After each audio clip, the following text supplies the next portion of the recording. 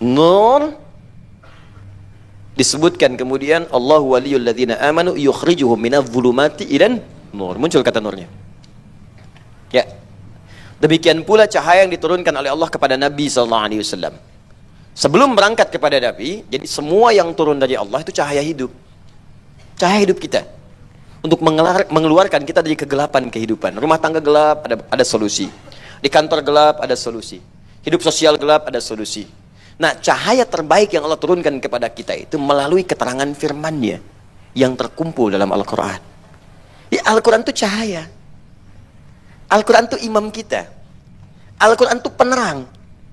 Dia Allah turunkan Al-Quran itu untuk menyinari kehidupan kita supaya jelas terlihat untuk kita ikuti. Makanya kalau jauh dari Al-Quran, otomatis gelap hidupnya. Nggak bisa menjalani kehidupan dengan nyaman. Ya, dan dari sekian surah yang Allah turunkan itu, ada surah ke-24 yang langsung disebutkan dengan namanya Nur. Surah An-Nur. Surah yang banyak cahayanya di situ. Yang kalau Anda amalkan, maka akan nampak cahaya-cahaya kemudahan hidup yang bisa Anda dapati. Nanti saya akan rangkum dengan cepat sebelum berakhir. Bahasan topik materi kita, setidaknya ada 10 cahaya inti yang ada di surah An-Nur, yang kalau dipraktekkan, rumah tangga akan terang, hidup pribadi akan terang, dan kehidupan sosial akan terang. Baik. Alhamdulillah. Demikian pula ketika Allah kemudian menurunkan Al-Quran, kan perlu dijelaskan. Ya, sifatnya perlu diterangkan. Maka diutuslah Nabi Muhammad SAW untuk menerangkan kemudian semua tuntunan yang Allah berikan itu. Maka turunlah Quran surah ke-7 tadi Al-A'raf ayat 157 sampai 158 untuk menunjukkan bahwa fungsi Nabi membawa cahaya yang dengan cahaya itu bisa membimbing umat dalam kehidupan. Jelas sampai sini? Baik. Kalau sudah jelas, maka mari masuk kepada urutan-urutan ayat-ayat dalam surahnya. Kita ambil sekarang 2 saja dengan singkat supaya dengan itu ada gambaran untuk materi selanjutnya. Ya, saya khawatir Anda ditanya nanti jawabannya kurang sempurna, ya. Belajar apa tadi dengan Ustadz? Tafsir. Surat apa? An-Nur. Apa yang didapatkan? Cahaya. Baik. Surah An-Nur berisi 10 pokok cahaya kehidupan. 10 pokok cahaya kehidupan yang akan membimbing setiap hamba,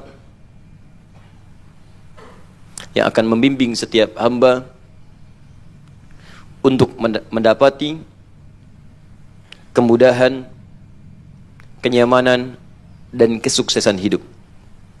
Mudah, nyaman, sukses. Ada yang sukses tapi meraihnya sulit, prosesnya panjang. Maka kita sertakan kalimat mudah untuk bisa mendapatkan hal yang diraih tadi dengan begitu cepat. Ada yang cepat sukses tapi hidupnya nggak nyaman. Sukses tapi tidak bahagia gitu. Ibu pilih mana, Bu? Sukses tidak bahagia atau nggak sukses tapi bahagia? Nggak ada pilihan ketiga dan nggak usah maksa. Kira-kira mana? Sulit ya? Sulit karena kebahagiaan itu selalu melekat dalam setiap kenikmatan. Jadi kalau ada nikmat nggak ada bahagianya, itu tidak ternikmati dengan baik. Kayak orang sakit misalnya, ya, sakit tapi tenang, atau sehat tapi gelisah, pilih mana? Nggak bisa. Ya, nggak bisa. Pasti ingin menyatu keduanya, karena setiap kenikmatan itu akan ada unsur kebahagiaan dalam menerimanya. Baik, maka kita sertakan kalimat nyaman di sini. Ya, mudah, nyaman, dan sukses.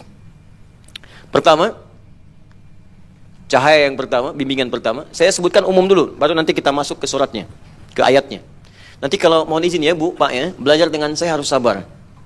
Karena nanti ketika Anda belajar dengan saya, khususnya Al-Quran, saya tidak akan membahas secara global. Yang saya akan bahas bahkan dari setiap hurufnya. Misal, suratun anzalnaha, kenapa menggunakan kalimat surah? Apa arti dari kata surah? Kemudian anzalna, kenapa menggunakan anzala, tidak nazzala? Kenapa pakai nahnu? Kenapa tidak anzaltu? Kenapa menggunakan anzalna? Kita satu-satu kita akan bahas. Ya, yang penting kita selesaikan, walaupun nggak tuntas sampai kita wafat, minimal kita wafat dalam keadaan sedang mengkaji Al-Quran insyaAllah. Ya. Satu, cahaya pertama, sifatnya larangan ya. Larangan berzina. Larangan berzina. Jadi kalau ingin sukses, jangan zina. Ya. Ada kan orang yang karirnya hancur karena selingkuh? Ya, karena zina, banyak. Pertama itu. Nanti kita turunkan pelan-pelan. Kedua, larangan menuduh tanpa bukti, fitnah. Larangan menuduh tanpa bukti, fitnah. Coba lihat, banyak orang hancur karirnya, hancur martabatnya karena fitnah. Ini sekarang marak semua nih. Ya, coba lihat tuh, zina menyebar. Bahkan kemarin ada disertasi yang cenderung menghalalkan zina. Nanti saya bahas spesifik mungkin sekitar 15-20 menit. Sampai saya koleksi, saya sampai di pesawat pun saya minta koran, ini di koran ini pun dibahas, di koran bahasa Inggris, Jakarta Post ini. Ya, kemarin saya dari satu daerah, kemudian di pesawat tawari koran, saya ambil ini sampai muncul di sini juga, dan ada yang harus saya koreksi gitu. Ya. Nanti terakhir saja supaya nggak ngambil waktu banyak kita. Kalau hukumnya gampang, anak SD aja tahu. Anak SD itu tahu kalau hubungan di luar nikah itu dosa. Namanya zina. Tanya anak SD, Anda belajar tinggi-tinggi sampai S3 nggak bisa bedakan itu. Ngapain itu kan? Buang-buang waktu tenaga. Anak SD tahu zina itu haram, dosa. Anda sampai S3 masih belum tahu juga. Kan kasihan gitu. Udah, sini. 3. Larangan menebar hoax.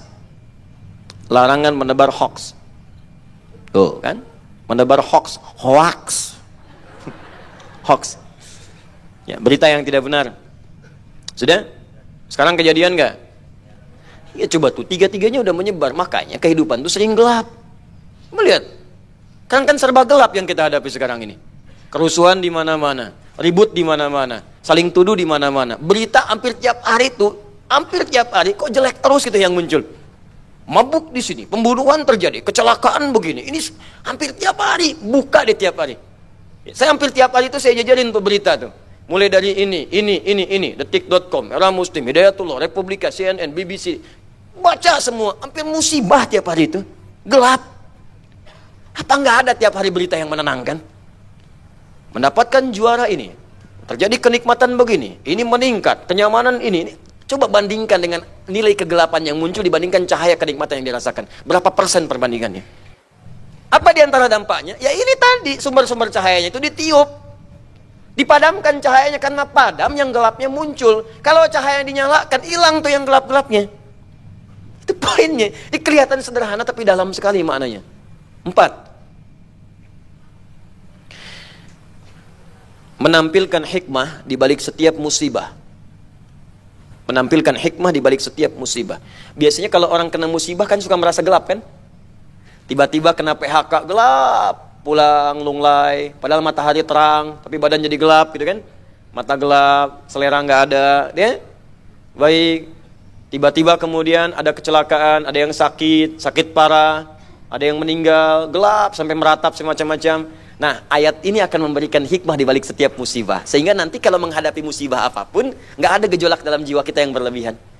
Tenang gitu. Saya ambil kisah begini, singkat ya. Dia seorang ayah, sedang makan. Situ padang pasir, dia di kemah itu sedang makan. Tiba-tiba ada tetangga yang ngabari. Fulan, anakmu wafat diterkam serigala. Dia katakan, inna lillahi wa inna ilaihi raji'un. Makan lagi. Nggak percaya tetangganya, ini bapak apa bukan deh? Fulan, anakmu wafat diterkam serigala. Inna lillahi wa inna ilaihi raji'un. Makan lagi. Pak, kalau bapak deh diinfokan, atau bapak yang nginfoin deh ya.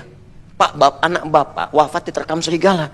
Dia cuma bilang inna lillahi wa inna ilaihi raji'un. Makan lagi. Kira-kira komentar bapak bagaimana? Buset deh bapak nih. Oh, kalimat-kalimat kadang keluar. Ini tidak, ini heran nih. Yang ketiga, disebutkan lagi. Barangkali nggak terdengar, Pak, anak bapak wafat diterkam serigala. Kata orang ini, dia lihat lagi sebentar, inna lillahi wa inna ilaihi raji'un. Makan lagi sambil mau dihabiskan. Heran orang ini, langsung bertanya, Anda kan bapaknya. Apa nggak ada rasa kepada anak Anda yang wafat saat ini? Apa jawab orang ini? Anda ini bagaimana? Tuntunan pertama dalam Al-Quran, tuntunan Allah pertama ketika seseorang itu wafat, kalimat pertama yang diucapkan, inna lillahi wa inna ilaihi raji'un. Quran surah kedua ayat 156. Alladzina idza asabathum musibah qalu inna lillahi wa inna ilaihi raji'un. Lalu apa yang disampaikan kemudian? Engkau dengarkan, aku tergesa-gesa sekarang, aku panik pun tidak akan menghidupkan dia lagi. Karena dia milik Allah, dan kepada Allah dia akan kembali. Kalau aku kejar dia sekarang dengan sepanik-paniknya, aku tinggalkan nikmat yang telah berikan sekarang saat ini dengan makanan ini. Biarkan aku syukuri nikmat Allah yang ini dulu, lalu aku kemudian bersabar dan padukan dengan sabar dengan wafatnya anakku yang tadi telah engkau sampaikan. Aku selesaikan ini, seketika aku selesaikan dengan cepat, lalu aku kejar anakku. Justru engkau yang memperlambat aku untuk menghabiskan makanan ini.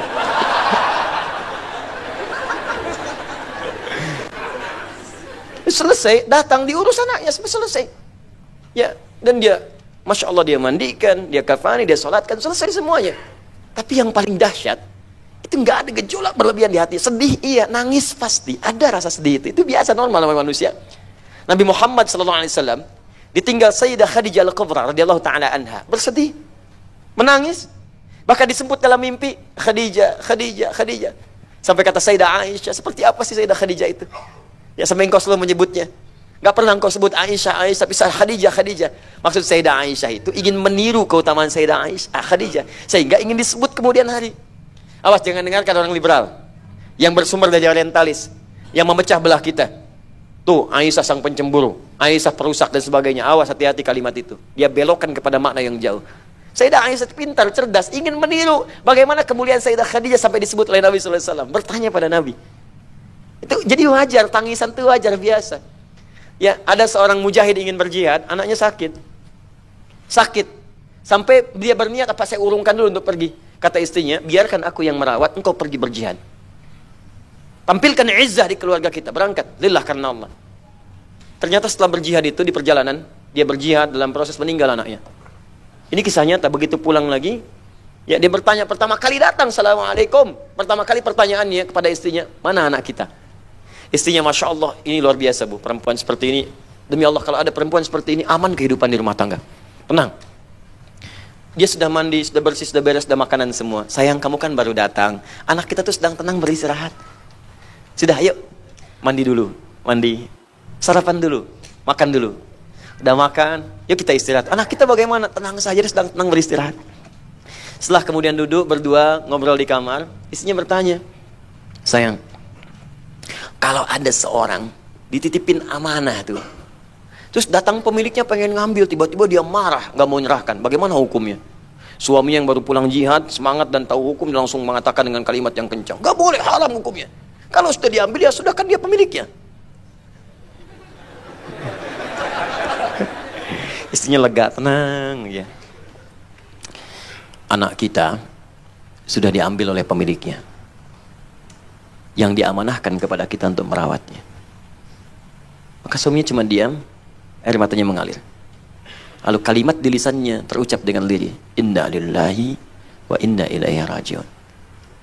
Kemudian menyadari bahwa setiap yang ada di kita itu titipan. Anak kita itu titipan. Ibu tadi yang lucu-lucu itu titipan. Dan satu saat titipan itu akan diambil, dan kita akan dimintai pertanggungjawaban. Suami Anda titipan, istri Anda titipan.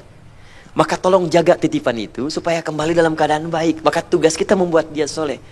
Kalau Anda ingin istri yang solihah, jangan dituntut dia, tapi bantu dia jadi solihah. Kalau ibu ingin suami soleh, jangan banyak dituntut, bantu dia supaya soleh. Bekerja samalah supaya titipan itu ketika kembali kepada Allah dalam keadaan yang baik. Dan ketika titipan itu dikembalikan kepada Allah, maka Allah akan jadikan dia milik abadi kita saat di surga nanti. Nggak akan dipisahkan lagi. Titipan itu kan kalau diambil biasanya selesai kan, tapi kalau Allah tidak. Begitu dirawat dengan baik, maka Allah akan kembalikan kepada kita jadi partner abadi dalam kehidupan di akhirat nanti, semuanya. Tapi jangan sampai terjadi satu berteriak di neraka karena tak sanggup kita selamatkan pada saat itu. Apa ibu tega melihat anak yang sekarang telah dikandung, dilahirkan, digendong, disayang-sayang, lucu dia, lantas suatu saat berteriak minta panggil mamanya, mama, mama, umi, dan anak nggak bisa bantu dia. Karena itu anak berbakti pada orang tua berbakti pada anak, muliakan semuanya itu. Insya Allah Allah berikan kemuliaan pada kita semua. Ya. Baik, nah nanti kalau sudah seperti tadi itu, belajar. Di surat An-Nur itu ada bimbingan. Di setiap kita dapat bimbingan itu, nanti ada musibah, kita tenang aja. Ada PHK, ada ini, ada macet. Jadi yang terlihat semuanya baik. Nanti ada di An-Nur. Ya. 5.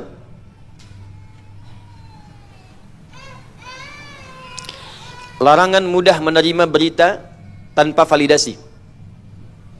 Larangan mudah menerima informasi yang belum tervalidasi, belum dicek kebenarannya. Wah, hati-hati. Sekarang kejadian juga. Baru orang bikin status, bikin komen. Dicek aja belum. Banyak terjadi begitu kan sekarang? Selanjutnya, larangan mencari kesalahan orang lain. Mencari-cari kesalahan orang. Mengeksploitasi kekurangan orang lain. Larangan mengeksploitasi kekurangan atau kesalahan orang lain. Wah, sini juga muncul nih sekarang nih. Nggak tanggung-tanggung, yang dicari kesalahannya ustad. Kesalahan ustad Ali Hidayat. Nggak ada kerjaan. Kalau mau dicari, pasti akan ketemu. Dan banyak lagi yang belum ketemu. Pasti akan ada.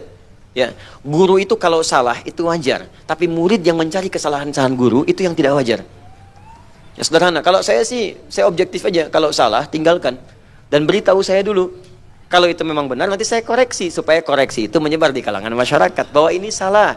Tinggalkan pendapat saya yang keliru, ambil pendapat yang benar. Atau yang kedua, mungkin Anda yang belum tahu. Bahwa itu bisa dilakukan demikian, cuma referensinya belum sampai. Maka saya akan sampaikan kepada Anda. Supaya tidak menyebar dulu dan membuat Anda malu di kemudian hari. Jelas ya? Baik. Teruskan.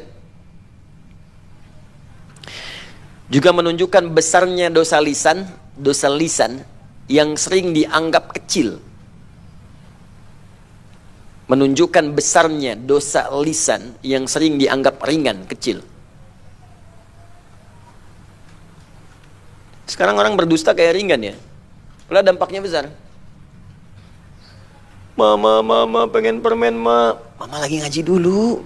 Permen, malu sama Pak Ustadz. Ntar mau beliin permen 1 truk. 1 truk tuh.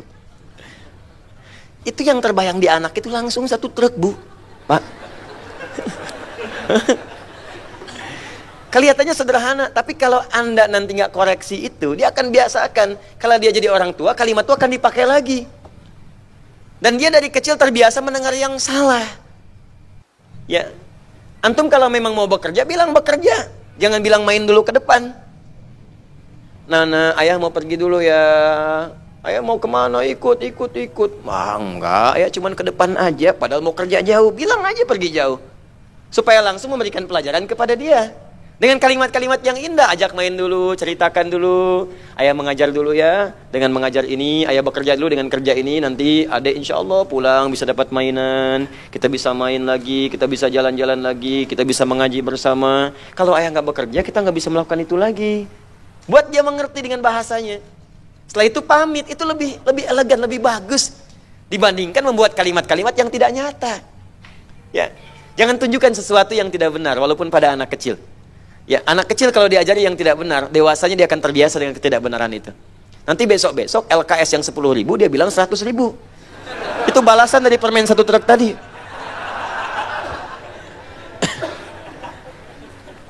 Dan larangan menikmati tersebarnya gosip yang menimpa orang beriman. Ini saya agak khawatir ini. 8 poin ini muncul semua sekarang ini. Sedih dia ini. Larangan menikmati gosip yang tersebar menimpa orang beriman. Coba sekarang Anda lihat berita nih. Betapa banyak orang beriman itu digosipkan.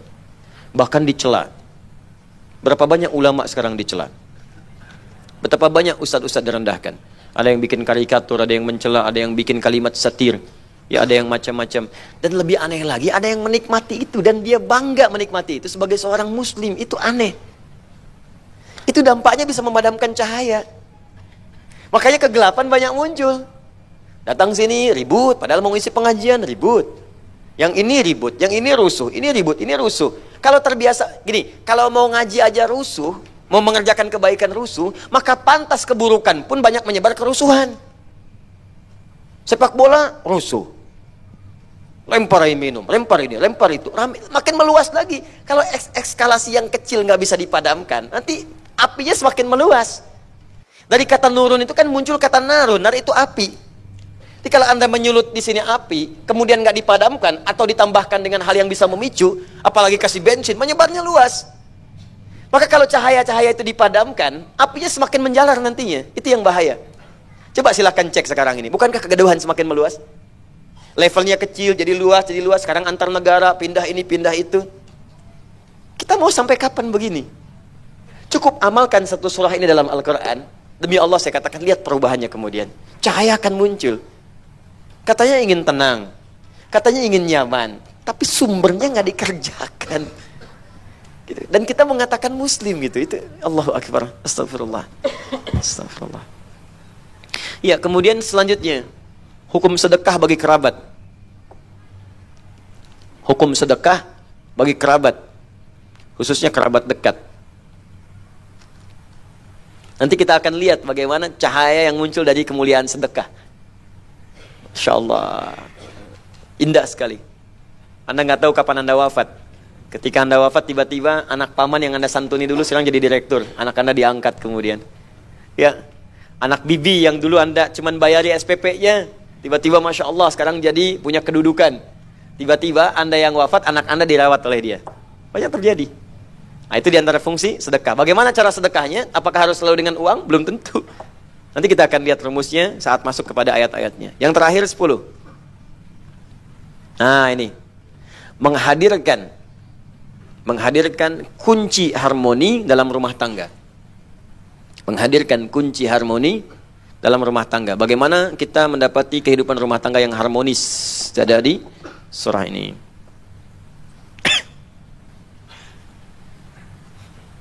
Sudah?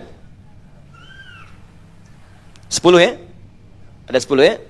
Baik, saya cek ulang. Larangan zina, larangan menuduh tanpa bukti atau fitnah, larangan menebar hoax, larangan menampilkan hikmah di balik musibah, larangan mudah menerima berita tanpa validasi, kemudian larangan mencari-cari kesalahan orang lain, kemudian besarnya dosa lisan yang sering dianggap ringan, larangan menikmati tersebarnya gosip bagi orang beriman, kemudian hukum sedekah bagi kerabat, dan tips atau kunci mendapatkan harmoni dalam rumah tangga.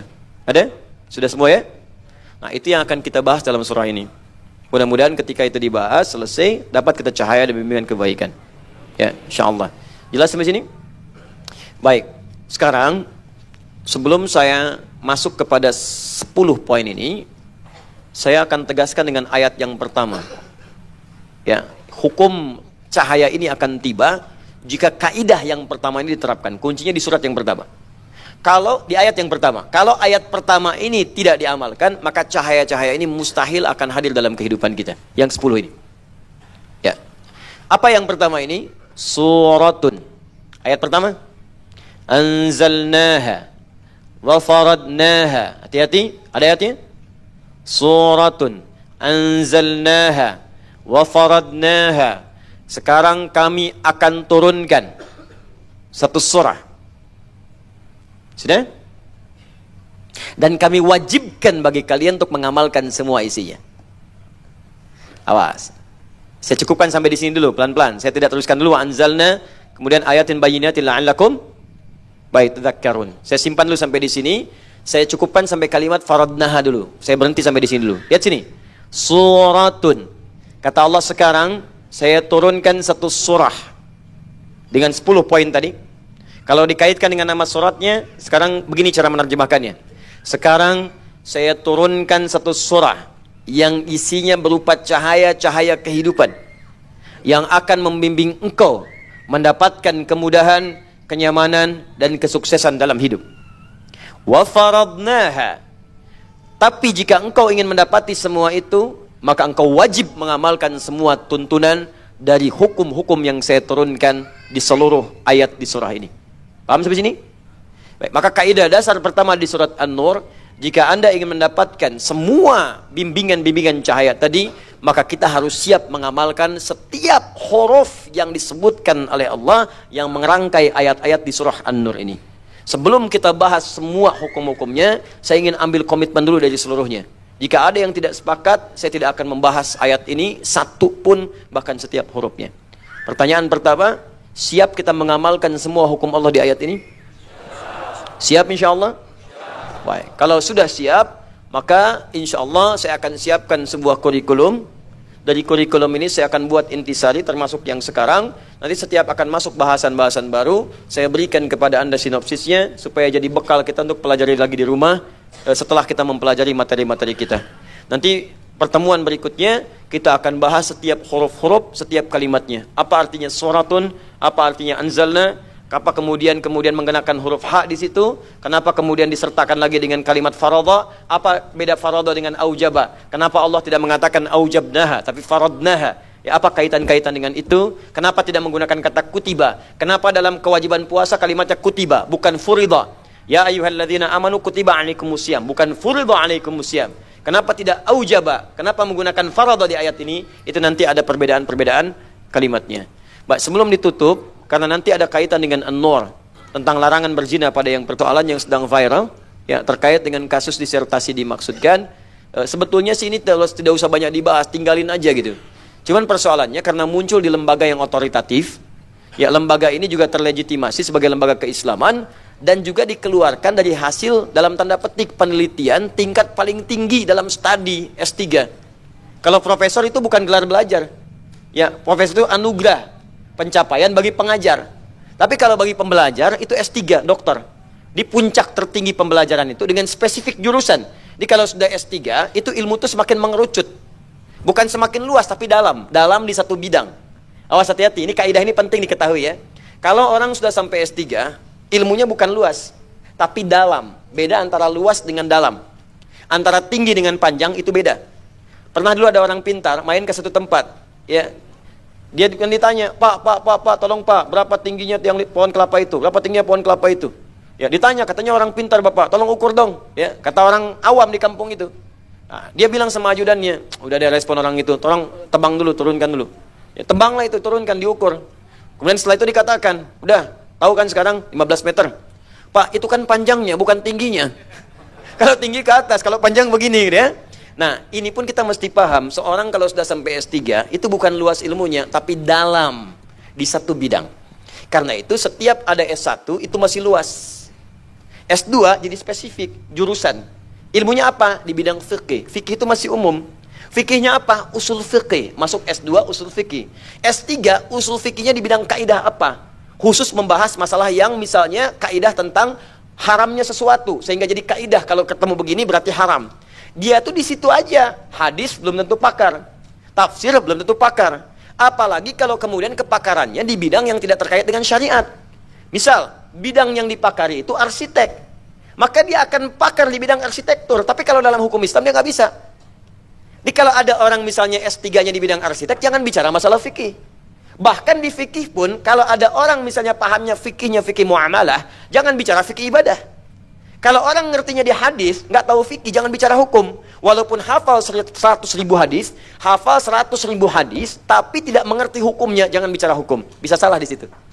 Ini penting saya sampaikan kalimat ini dulu, supaya kita mengerti ya tentang dasar kaidah ini, dan nanti saya akan terangkan dari mana sumber-sumber penulisan ini sampai kita mengetahui dengan akurat secara sumbernya. Jelas sampai sini? Baik, nah ini penting saya sampaikan, karena pertama ini institusi, dan institusi ini serta S3-nya ketika digambarkan dalam berita seperti di koran ini kan koran bahasa Inggris, dibaca sama orang asing juga. Ya, orang asing yang nggak bisa bahasa Indonesia, dia baca bahasa Inggris, begitu melihat berita seperti ini berbahaya. Bahkan judulnya sudah mengatakan, expert says non-marital sex allowed, then retracts. Ya, expert, seorang pakar, Anda bayangkan disebut pakar, says non-marital sex allowed, hubungan seks di luar nikah itu boleh, then retracts. Kemudian ditarik kembali pernyataan itu. Tahu kenapa ditarik kembalinya? Baca bagian paragraf pertamanya. Does the Quran allow Muslims to have sex outside of marriage?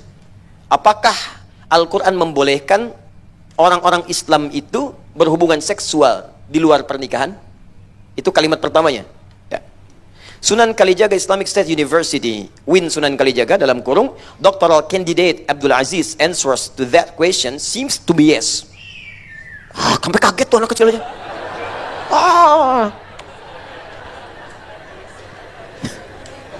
Fitrahnya memang begitu. Seorang kandidat dokter namanya Abdul Aziz di UIN Sunan Kalijaga, Yogyakarta, ya, dalam disertasinya memberikan jawaban nampaknya itu dibenarkan, seem to be yes. Ya, okay. But following an uproar from conservative Muslims, he had backed of his stance. Tapi karena kegaduhan yang tampak di kalangan Muslim konservatif, di saya ini disebut konservatif. Kita ini yang ingin mempertahankan kebenaran disebut konservatif. Hukum bangsa kita, undang-undang kita itu disebut konservatif, sebetulnya pelanggaran di disertasi ini. Pelanggaran. Karena melanggar norma, melanggar undang-undang, ya melanggar ketentuan agama, melanggar norma, melanggar undang-undang. Pancasila sila pertama itu ketuhanan yang Maha Esa. Tafsir Pancasila pasal 29, dasar negaranya ayat 1-nya, negara berdasar atas ketuhanan yang Maha Esa.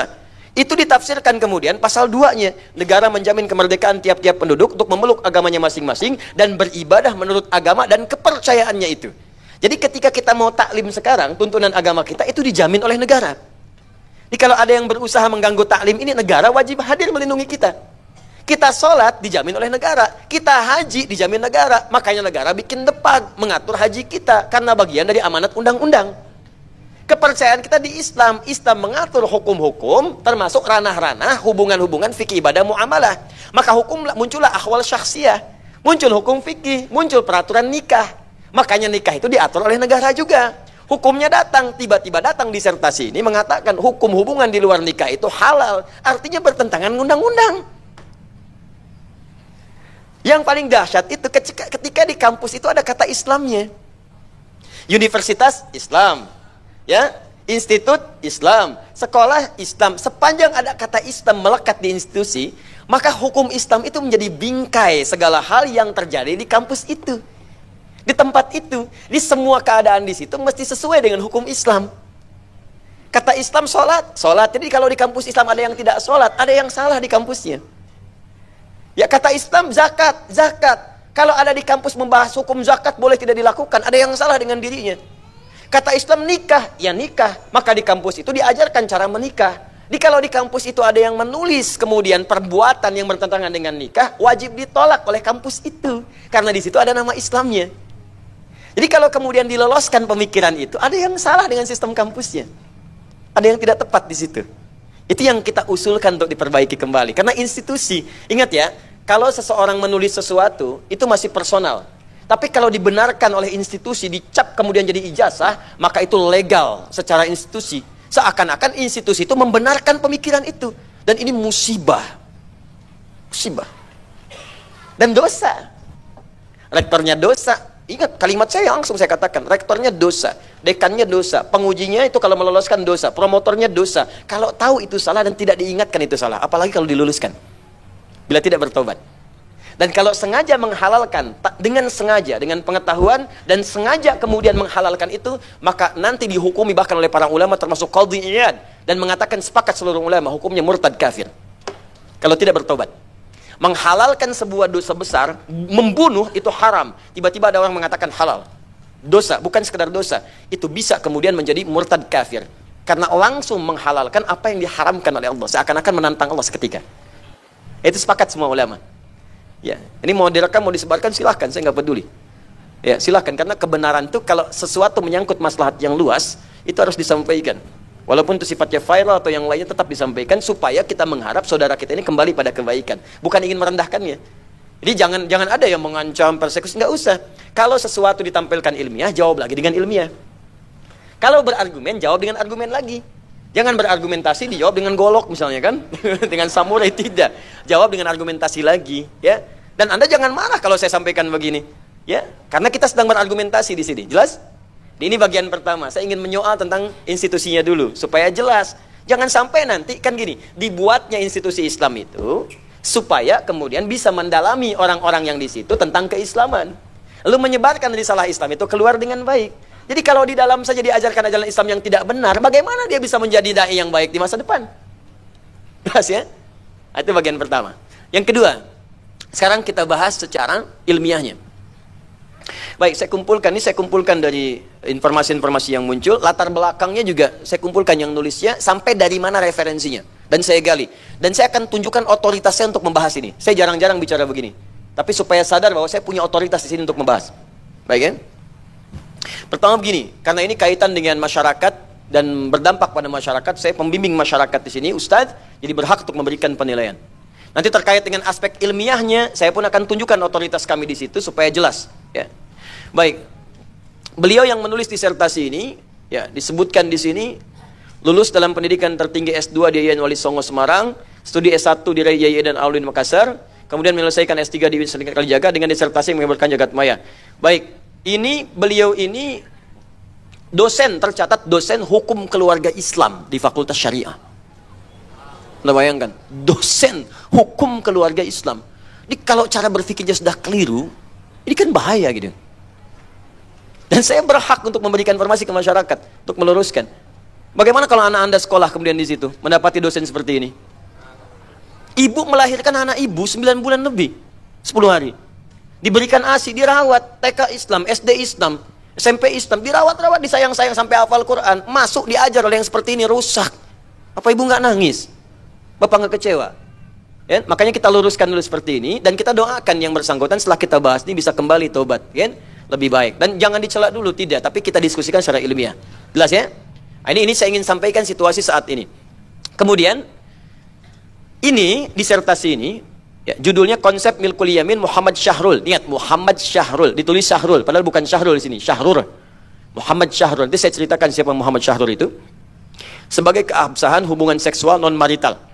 Ya, konsepnya Milkul Yamin milik Muhammad Syahrul. Ini salah tulis, tulisannya Syahrul, harusnya Syahrul. Ya, shin besar, ha kecil, ra, waw, ra. Ini nulisannya udah salah gitu kan. Ini nulisannya udah salah, bisa lolos gitu. Ali dengan Ade beda nggak? Beda, ya. Ustadz Ade Hidayat, ya udah salah nama. S3 lagi. Ya, kalau SD nggak apa-apa lah gitu. Ini S3 dan lolos gitu kan. Allahu Akbar. Nggak mungkin aja yang salah ngetik medianya. Mungkin di sananya benar tulisannya. Baik, pertama konsep Milkul Yamin Muhammad Syahrul sebagai keabsahan hubungan seksual non marital. Baik, saya mau tunjukkan dulu sebentar gini. Jadi konsep ini yang ditulis disertasi itu bukan penemuan murni, tapi pendapatnya Muhammad Syahrul. Muhammad Syahrul berpendapat kebolehan berhubungan seksual di luar nikah dengan syarat-syarat tertentu. Itu ditemukan bacaan itu oleh beliau ini yang nulis disertasi.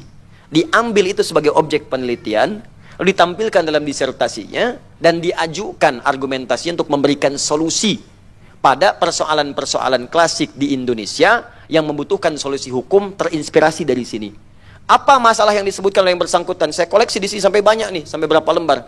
Salah satunya beliau melihat bahwa sering ada yang dipersekusi karena melakukan hubungan seksual di luar nikah.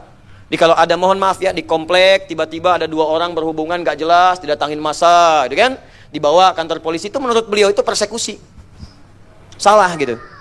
Di Aceh menerapkan hukum misalnya bagi orang yang ketahuan berselingkuh, ya, atau kemudian ketahuan berseksual di luar hubungan nikah, dihukum. Itu disebutnya pelanggaran dalam konsep pemikiran ini.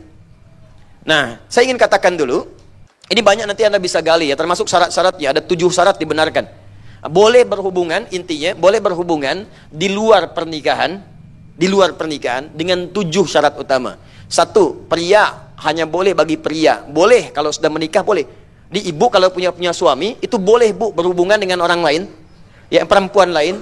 Tapi syarat perempuannya dia belum menikah. Ya, perempuan tidak boleh bersuami, syarat keduanya. Jadi kalau ibu punya suami, maaf ya, ibu sudah menikah, suami ibu itu boleh dengan berhubungan dengan perempuan lain, dengan syarat perempuan itu belum menikah, bukan istri orang, atas dasar suka sama suka. Saya mau tanya, ibu ridho nggak? Tuh, yang kencang bu. Yang kencang sorot sama kamera tuh, ibu ridho nggak? Nggak, tuh, denger. Itu baru satu sebab. Bayangkan kalau ini dipraktekkan, betapa banyak kan muncul emak-emak senusantara keluar. Dan yang bahagia itu rumah bordir. Betapa menyebar banyak pelacuran di luar nanti. Ini kan dampak sosialnya tinggi sekali. Dan diloloskan. Kampus Islam gitu loh. Ada nama Islamnya. Saya tuh pikir, itu di mana menaruh kemudian kepekaan sosialnya, dan di mana ditaruh logika normalnya. Anda boleh menghormati pemikiran. Anda bisa katakan begini, ini kan pemikiran. Pemikiran itu dihargai. Pemikiran seperti apa yang harus kita hargai? Jadi kalau pemikiran itu merusak, itu harusnya dibuang ke tempat sampah, bukan dihargai. Nggak ada harganya yang merusak itu. Makanya barang rusak pun di toko nggak ada harganya. Betul. Setiap yang rusak tuh nggak ada harganya. Rusak, nggak laku, impor ditolak. Ini kok bisa pemikiran rusak diterima? Cara berpikirnya pasti salah ini, ada yang keliru. Ya, 3, tidak zina. Saya malu sama anak SD gitu kan. Malu saya. Ya. Jadi zina itu katanya ini, nanti kita lihat. Zina yang dimaksud dengan zina adalah melakukan hubungan badan di tempat terbuka. Artinya tidak boleh membeberkan perilakunya. Jadi kalau misalnya hubungannya dilakukan di tempat terbuka, di taman, di Monas, itu baru zina.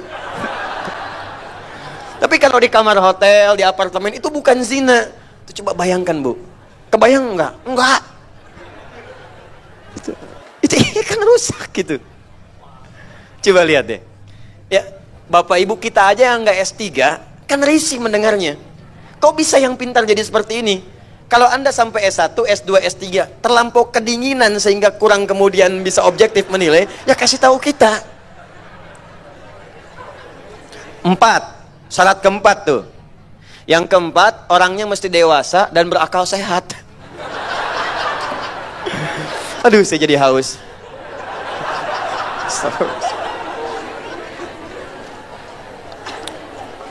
Di sini aja udah kontradiktif. Dewasa dan berakal sehat. Kan hubungan di luar nikah itu udah nggak sehat, Bu. Istri aja marah, anak aja nggak sepakat disebut sehat. Bagaimana bisa sehat? Mungkin menulis ini sedang kurang sehat, ya kan? Kelima, harus lawan jenis, tidak boleh berhubungan badan dengan sesama jenis. Keenam, tidak boleh ada hubungan darah. Jadi maksudnya jangan dari satu mahram. Ya kakak sama adik nggak boleh hubungan incest, itu ya tidak diperkenankan. 7, boleh beda agama.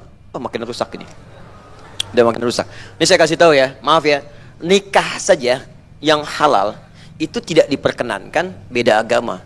Dan ayatnya turun langsung, Quran surah kedua ayat 221. Ya, wala tankihul musyrikati hatta yu'minna wala amatun mu'minatun khairum min musyrikati walau a'jabatkum wala tunkihul musyrikina hatta yu'minu wala abdun mu'minun khairum min musyriki walau a'jabakum. Jangan kalian nikahi perempuan-perempuan yang belum beriman sampai dia beriman dulu. Ajak dulu dakwahi. Keta'aruf silakan dakwahi untuk beriman. Kalau tahu mau beriman, jangan menikah. Lebih baik kau menikah dengan muslimah yang paras yang kau pandang biasa daripada engkau korbankan imanmu untuk mendapatkan kemudian perempuan yang engkau anggap cantik itu saat itu. Kalau sudah memudahkan, hilang kecantikan itu. Tapi iman kan dibawa sampai ke akhirat nanti. Ya. Kata orang kan cantik itu relatif, walaupun jelek itu mutlak. Iya. Tapi relativitas itu nggak bisa diukur dengan iman. Paham ya? Ayat ini mengatakan jangan nikah. Ya, kalau belum beriman pasangan kamu. Anda bayangkan, nikah saja yang halal menjadi tidak boleh ketika belum beriman. Ini yang paling dahsyat, teman-teman sekalian. Nggak nikah, jadi boleh hubungan seksual itu. Itu kan jahlun murakkab, kesalahan yang paling fatal. Nah, kesalahan terbesar dari penulis ini adalah salah dalam mengambil referensi. Siapa Muhammad Syahrur itu? Ini yang mau saya jelaskan. Saya punya otoritas membahas Muhammad Syahrur karena saya mempelajari materi yang terkait dengan ini khusus 1 tahun lamanya. Dan jadi mata kuliah di S2 kami. S1 naik ke S2, bahkan dibahas lagi secara singkat di S2. Bahkan yang ngajar saya langsung tokohnya penulis bukunya. Ini kitabnya saya bawa. Ya, langsung. Kami diajarkan ini selama setahun, langsung sama penulisnya. Dan setiap materi yang membahas tentang manusia, orangnya, pemikirnya ada, itu langsung diundang ke kampus kami. Dan diskusi kami dengan mereka. Bisa ketemu sebagian tokoh-tokoh orientalis, tokoh liberal, ya tokoh sekuler yang dunianya, level dunia, bukan yang di sini di Indonesia, yang hafal Quran aja enggak gitu kan. Bahasa Arab gak bisa, ya.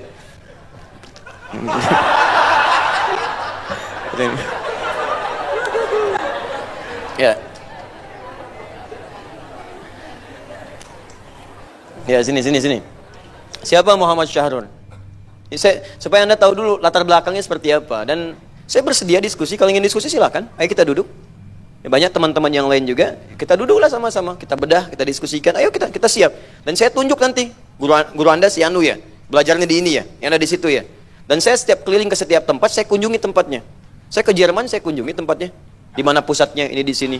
Nanti saya mungkin bulan depan akan ke Eropa, saya akan kunjungi lagi tempatnya di sini, saya lihat. Bahkan di Jerman itu ada satu tempat ya di Hamburg, itu kampus orientalis, dekannya orang Indonesia. Orang Indonesia. Ya, kita balik dulu ke sini. Muhammad Syahrur. Muhammadnya saya simpan, saya tidak mau membawa nama itu. Kaitan Rasulullah SAW. Ya, ini tulisannya Syahrul. M. Syahrul. Syahrul ini orang Syria, Damaskus. Kelahiran Syria, Damaskus. Tahun 1938. Dia sekolah dari SD, SMP, SMA, masih umum, sekolah umum. Kemudian berhijrah, pindah. Kemana? Ke Soviet. Oh. Jadi dia ke Soviet, belajar di Soviet, arsitektur. Jadi masuknya jurusan teknik sipil, Handasah Al-Madaniyah. Jadi bukan jurusan Quran, teknik sipil, gitu kan? Ya, masuk teknik sipil, S1 kemudian diselesaikan, sempat juga ke Irlandia, ke Dublin di sana. Dan di sana juga sama mengembangkan itu, sampai meneruskan lagi S2, S3-nya kemarin diselesaikan. Itu semua S1, S2, S3, itu semua di bidang arsitektur, di teknik sipil. Insinyur beliau itu, bukan ustadz. Jadi nggak pernah belajar tafsir, nggak pernah. Belajar hadis nggak ada pengetahuannya, apalagi fikih. Ini kesalahan terbesar penulis disertasi ini, kok bicara masalah fikih kepada arsitek. Gitu. Kok bisa belajar fikih Islam ke orang teknik sipil gitu loh. Tuh, kenapa jauh-jauh ke sana, ke ITB aja sana? Tanya ke orang Salman. Ketika Anda tanya, jawaban orang kita akan mengatakan, mohon maaf Pak, Bapak salah. Kalau mau ke sini, datangnya sana ke kampus Islam. Cari ulama, datang ke MUI. Ini pertanyaan pertama, kesalahan terbesarnya adalah mengambil referensi pada orang yang bukan pakar di bidangnya. Nah, Muhammad Syahrul ini, teman-teman sekalian, ketika di Soviet dia bertemu, masuk ke lingkungan titik pusat orientalis di Soviet. Dia ada orientalis itu, nanti bekerja sama dengan misionaris. Ini kalangan argumentasi ilmiah ya. Jadi kita sedang berdiskusi dan semuanya ada akurat. Saya punya otoritas di bidang ini karena saya pelajari. Saya di bidang ini. Ya, nanti Muhammad Syahrul bicara bahasa, saya pun S1-nya bahasa Arab, S2 bahasa Arab. S3 saya 3. Mohon maaf, ini saya tidak bermaksud untuk bicara apapun. S3 pertama saya sekarang sedang saya kerjakan di bidang Quran, bahasa Al-Quran. S2 saya nanti tentang nasionalisme dalam Al-Quran, supaya tidak ada yang mengatakan kepada saya, Ustaz Adi anti Pancasila. Saya bahas nasionalisme di Quran. Dan S3 saya ambil di situ. Yang ketiga di jurusan dakwah. Jadi saya di bahasa ada, di Quran ada, di dakwah ada.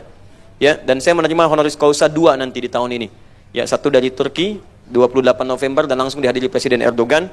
Dan kemudian nanti dari Sudan di 2 kampus sekaligus, kampus Quran Tajul Hafidhin dan kampusnya Ustaz Abdul Somad sekarang yang Om Durman. Itu akan ngasih doktor honoris causa di bidang ulumul Quran dan dakwah. Jadi saya punya otoritas di bidang ulumul Quran, di bidang untuk ini, dan di bidang sejarah saya punya otoritas.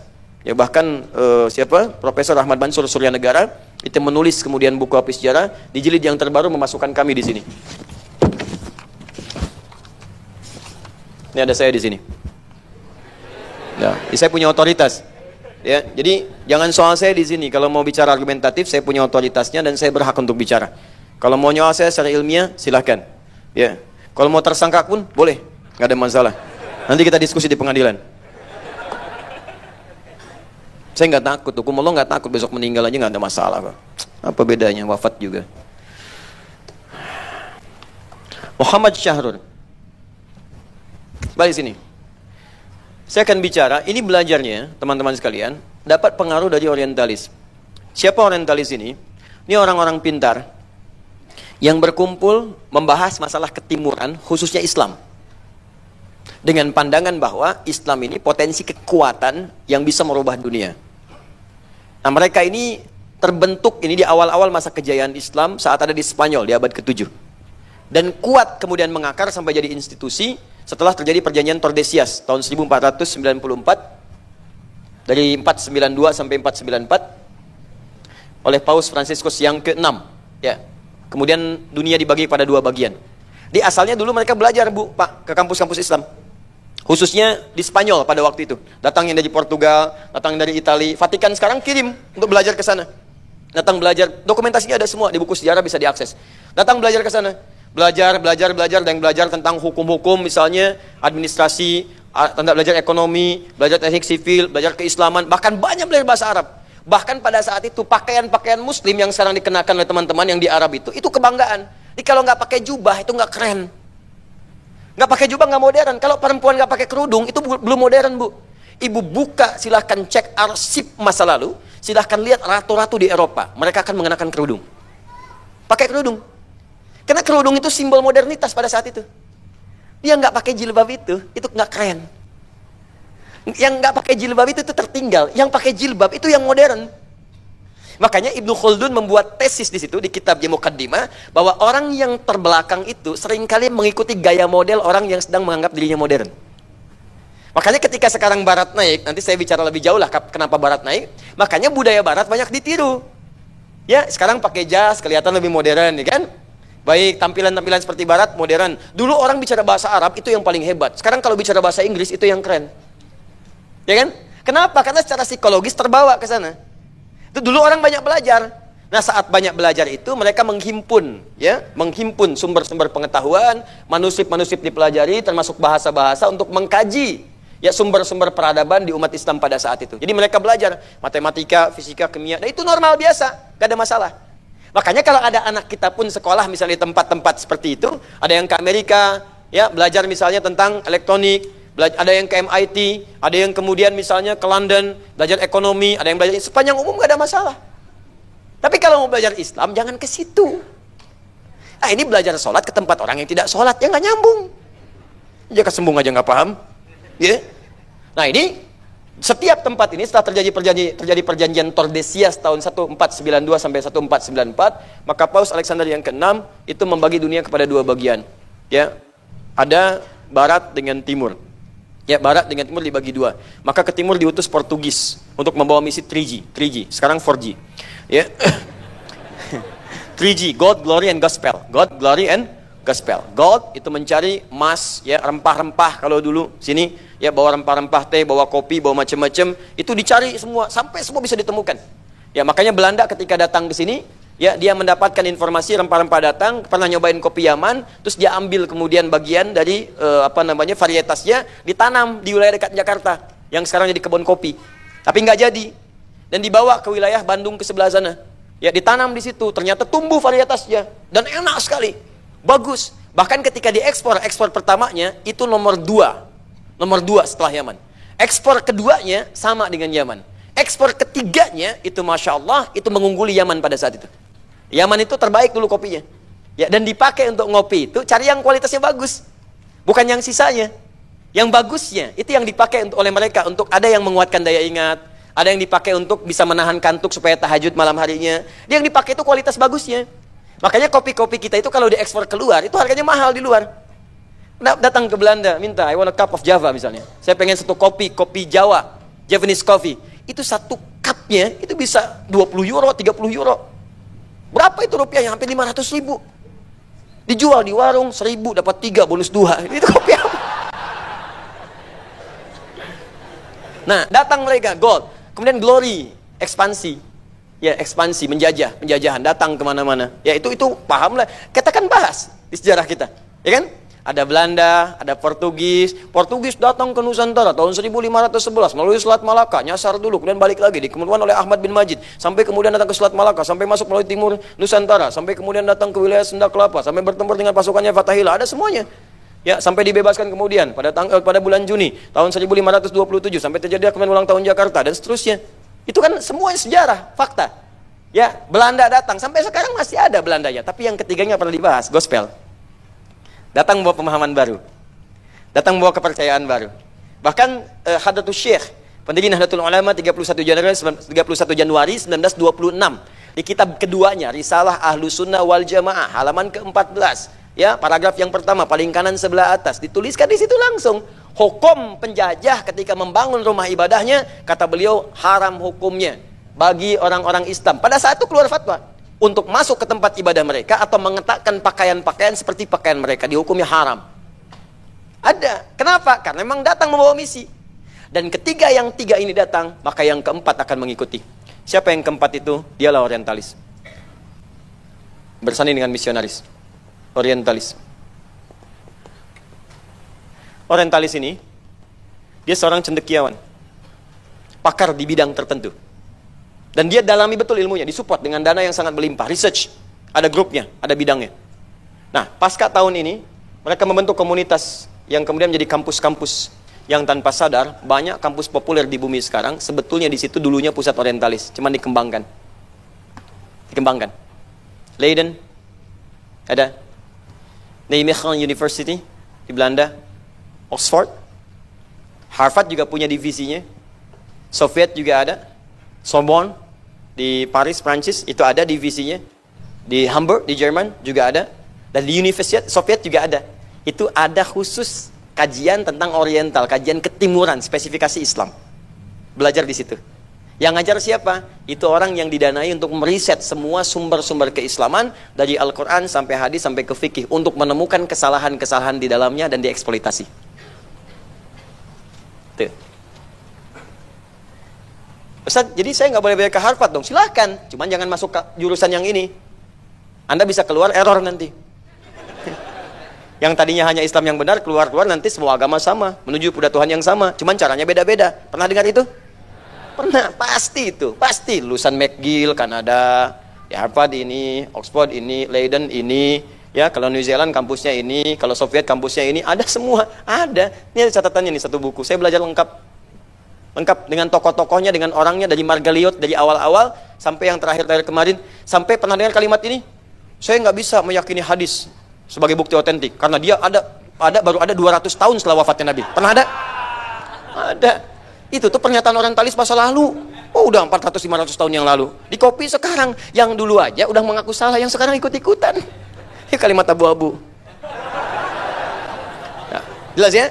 Ini saya mau katakan nih, ini ada kampus-kampus yang sangat berbahaya lah bagi perkembangan nilai-nilai keislaman. Nah, ini mereka itu diambil orang-orang potensial dari kalangan mereka dulunya supaya mendalami itu. Di pakar Pak, nggak main-main. Di kalau bahasa Arab dia akan pelajari sampai paling dalam. Sampai hafal syair, hafal nahu, hafal sorok. Nahunya hafal alfiyah. Hafal alfiyah. Ya, dari yang paling dasar pun hafal. Ya, yang paling dasar misalnya teman-teman, ada Jurumiyah, karangan Hasan Haji. Al-kalamu huwa lafdul murakabul mufidu bil wati wa aqsamu thalathatun ismu filun wa harfun. Sampai ke alfiyah yang paling tinggi. Kalamun lafdul mufidun kastaqim, harfun filun thumma hasbunil kalimah, hidu kalimatun qalum awal qalu am, kalimatun biya kalamun qad yu'am. Sampai ke syair, sampai ke macam hafal dia dan pakar di bidangnya. Ya, Karl Brockman, sejarah. Semua sirah Nabi sampai ke awal sejarah. Itu didalami betul, disupport dengan dana yang sangat luar biasa. Apa tugasnya? Mencari kelemahan-kelemahan di dalamnya untuk diputarbalikkan hukumnya. Makanya muncullah kemudian orang yang mendalami Quran, dia sengaja mencari kesalahan-kesalahan Al-Quran. Pernah dengar buku 20 kesalahan Al-Quran? Ya? Itu ada orang menulis itu kemudian, lalu dibantah dan selesai bantahannya, selesai, tuntas. Ada yang kemudian menulis, ya, tidak perlu sunnah sampai muncul aliran ingkar sunnah. Itu karena pekerjaan orientalis. Nih kalau nggak kebayang gini nih, supaya kebayang. Pernah dengar namanya Stockholm? Itu orientalis, Bapak Ibu. Stockholm itu produk orientalis dari kampus orientalis di Belanda. Leiden pada saat itu, karena nggak bisa naklukkan Aceh, ke sana balik lagi, Aceh balik lagi. Dia ada wilayah di Nusantara itu yang punya tipikal yang mirip-mirip tepian pantai, kayak Banten, Aceh. Jadi kalau orang misalnya Belanda datangnya ke Sukabumi, mungkin halus penerimaannya. Cianjur halus. Mangga, anu tiasa dibantos. Tapi kalau ke Banten jangan harap. Naon sia kadek koeng. Pulang dia. Nah, makanya di Banten nggak betah, balik. Ke Aceh sama, datang kalah lagi. Cuman mereka survei, ini gimana naklukin Aceh? Gasnya banyak, emasnya banyak, rempah-rempah tinggi. Masuknya bagaimana? Mereka tahu kalau masuk lewat senjata nggak akan masuk. Maka dipelajari. Siapa yang pelajari? Orientalis. Maka diutuslah satu orang namanya Stockholm. Dia khusus belajar tentang kultur masyarakat Aceh. Karena di sana Muslim, maka dia harus belajar dulu tentang keislaman. Nggak tanggung-tanggung, Bu, Pak, sampai ke Mekah. Ke Mekah datang. Kan nggak ada deteksi seperti sekarang. Ya, sekarang kan ada sidik jari, ya kan? Ada lensa inframerah untuk mata. Sekarang ketahuan. Semua datanya muncul. Dulu kan nggak ada. Berangkat ke sana, itu belajar di Mekah itu. Berbulan-bulan sampai bertahun-tahun belajar betul. Belajar fikih, bahasa Arab. Kan tampilannya tinggi. Terus pulang dari situ, dipakein adat, pakai pakaian muslim, pakai jubah, pakai kemudian sorban, berangkat bisa bahasa Arab, hafal Quran, menghafal Quran. Ya, menghafal, tahu hukum fikih. Jadi mufti, disebutnya mufti Hindia Belanda. Datang kemudian ke Aceh, masyarakat mengira itu mufti, datang jadi fitnah di situ. Dipelajari, akhirnya ditemukan ini kelemahannya orang Aceh. Dilihat, catat, jadi laporan. Sampaikan kemudian ke kolonial, datanglah kemudian ditangkaplah Cut Nyak Dien dan sebagainya, selesai. Itulah orientalis. Nah, mereka berpikir kemudian saya cepat. Dulu mereka ngarang, di hadis ada, di Quran ada, bahkan indeks Quran indeks Quran, sebelum ada yang serang Maktabah Syamilah, dan indeks-indeks komputer sekarang yang benar, dulu itu ada yang nulis orientalis, namanya Wensing. Wensing itu bisa menulis Al-Mu'jamu Fahras ya fi alfadil Quran. Bahkan ada Mu'jamu Fahras fi alfadil hadis. Hadis yang Wensing. Hadis 7 jilid, 1 jilidnya setengah meja ini. Tulis tangan. Dibantu sama orang Arab yang dari Mesir. Al-Mu'jamu Fahras di alfadil hadis. Ya, indeks untuk menemukan hadis. Innamal a'malu binniyat, di kitab apa ditemukan? Cari innama, tok ada di situ. Sekarang komputerisasi. Yang nulis siapa? Yang nulis itu teman-teman sekalian orientalis. Tapi di sela-sela tulisan itu nanti dimasukin racunnya. Ini bukan hadis, ini nggak benar, ini itu yang nggak ketebak karena dari sekian ratusan ribu 1-2 dimasukin. Ya, ada kamus, ya kamus tuh Arab ke Arab, ya itu ada juga yang nulis orientalis. Gak banyak orang tahu. Nah, setelah peristiwa-peristiwa itu sadar umat Islam. Snokhogronya macam-macam, maka diseleksi lagi lebih ketat. Nggak boleh ada orang-orang menyamar datang dengan membawa misi-misi penjajahan seperti tadi. Akhirnya diperketat, sistem mulai rapi, maka nggak bisa mereka masuk lagi secara frontal. Cara yang paling benar adalah dieksporlah pemikiran itu kepada jantung pertahanan umat Islam sendiri, masuk lewat kampus-kampus Islam. Cara mengekspornya nggak akan bisa langsung diekspor.